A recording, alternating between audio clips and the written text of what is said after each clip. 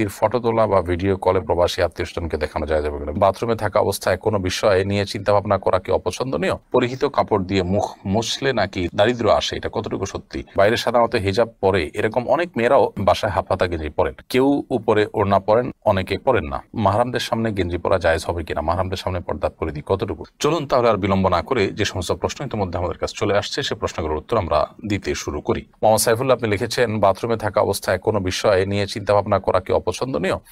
বাথরুমে যত দ্রুত সম্ভব কাজ শেষ করে বেরিয়ে আসতে হবে। এখনকার যে সভ্যতা, বিশেষ করে পশ্চিমা সভ্যতা, সেখানে বাথরুমে পত্রিকা পড়া, বিভিন্ন কাজ করা, বই পড়া ইত্যাদির কালচার রয়েছে, যেটা ইসলামের দৃষ্টিকোণ থেকে কোনো পছন্দনীয় কাজ নয়। এবং এটা আপনার সাধারণভাবে চিন্তা করলেও এটা কোনো উন্নত রুচির কথা নয়। এই জন্য দ্রুত সম্ভব সাথে সে বাথরুমের কাজ শেষ করে আমরা বেরোয় আসবো। তবে সেখানে বসে মনে কেউ চিন্তা ভাবনা করলে সেটি গুনাহ হবে না। চিন্তা ভাবনার জন্য যেন এটাকে আলাদা ফিক্স করে নেওয়া না হয়, প্ল্যান মাফিক যেন না হয়। আর রাগিব হোসেন প্রান্ত, আপনি লিখেছেন, আমি রাতে ঘুমানোর আগে 3 কুল আয়াতুল কুরসি পড়ি, পরবর্তীতে পুনরায় ওয়াশরুমে গিয়ে ফিরে আবার ঘুমানোর সময় কি পুনরায় পড়তে হবে? রাতে ঘুমানোর আগে যদি আপনি 3 কুল পড়েন, আয়াতুল কুরসি ইত্যাদি পড়েন, তাহলে এরপরে শোয়ার পর আপনি ওয়াশরুমে গেলে আর পুনরায় এটা পড়তে হবে না। শিউলি মাহমুদ, আপনি লিখেছেন, মেয়েদের অনেকে নখের উপর একটু লম্বা ধরনের নকল নখ পরে, একইভাবে চোখের উপর আলাদা পাপড়ি ব্যবহার করে, মাথায় পরচুলা ব্যবহার করে। সৌন্দর্যের জন্য নকল নখ, নকল পাপড়ি এবং পরচুলা ব্যবহারের শরীর বিধান কি? বোন শিউলি, এটি শরীর দৃষ্টিকোণ থেকে নাজায়েজ এবং গুনাহের কথা।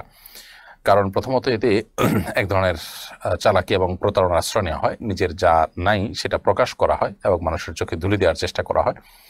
আর দ্বিতীয়ত হলো, এগুলোর কোনো কোনো ক্ষেত্রে এগুলোর সাথে ওযু গোসল এর বিধিবিধান জড়িত থাকে। আর সবচেয়ে বড় কথা হলো, নবী করিম সাল্লাল্লাহু আলাইহি ওয়াসাল্লাম এই জাতীয় মেকি সৌন্দর্য ধারণ বা আপনার সাজগোজ এর ব্যাপারে উৎসাহিত করেছেন বিভিন্ন হাদিসের আলোকে, যার কারণে এটি জায়েজ হবে না।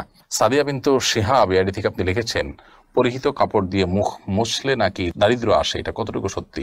নিজের পরনে থাকা কাপড় এটা দিয়ে মুখ মুছুক, শরীরে অন্য কিছু মুছুক, এটার কারণে কোনো দারিদ্র ইত্যাদি আসবে যদি কেউ মনে করেন, তাহলে সেটা নিছকই একটা মন গড়া কথা, এর কোনো ভিত্তি করা হাদিসে নেই। এবং কুসংস্কারের জন্য এই ধরনের বিষয় একজন মুসলমান কখনো ধারণ করতে পারেন না। পরনে থাকা কাপড় যদি পাক থাকে, সেটা দিয়ে আপনি মুখ, হাত, শরীরের যে কোনো অঙ্গ মুছতে পারেন, কোনো অসুবিধা নেই। সালমা আক্তার লিখেছেন, বাইরে সাধারণত হিজাব পরে, এরকম অনেক মেয়েরাও বাসায় হাফ হাতা গেঞ্জি পরেন, কেউ উপরে ওড়না পরেন, অনেকে পরেন না। মাহরামদের সামনে গেঞ্জি পরা জায়েজ হবে কিনা? মাহরামদের সামনে পর্দার পরিধি কতটুকু?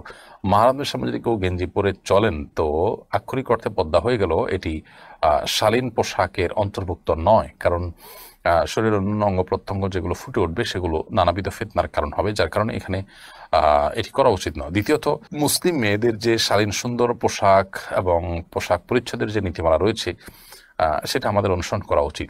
ফাসেক এবং কাফের মেয়েরা, তাদের যে লাইফস্টাইল থাকে, সেই লাইফস্টাইল অনুসরণ, ভালো মন্দ বিচার বিশ্লেষণ ছাড়াই তাদের অনুসরণ অনুকরণ থেকে আমাদের বেঁচে থাকা দরকার।